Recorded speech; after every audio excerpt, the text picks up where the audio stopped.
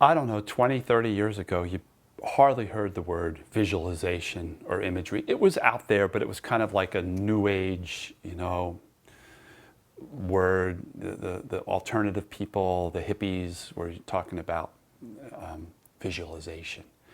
And then over time, it started becoming part of mainstream, particularly in sports, that you would hear Olympic athletes constantly talking about, the power of focusing their mind on their outcome, what they wanted to do. They started, either closing their eyes, or in Joe's case, he would write it down, because writing is also could be a form of visualization. Think about it. You're using your eyes to write either words or pictures. In his case, it was drawing patterns and plays, right? But the power of visualization, free your mind and your butt will follow kind of thing, right?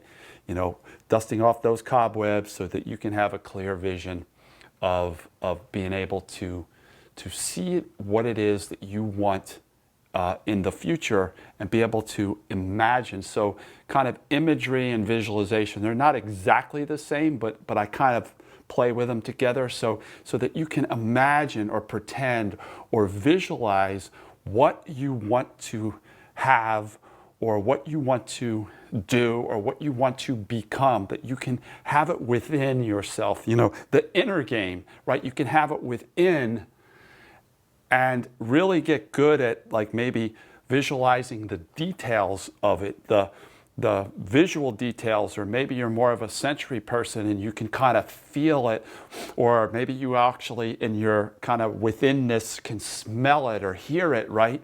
To make that dream, that thing that you aspire towards, that goal, make it real in the present moment within your mind. Free your mind, your body will follow. So freeing your mind so that you can see it. So one great way to practice is to think of something pretty easy to attain. It's still a goal. It's something you don't have right now. It's something you aspire towards, and you want to get it.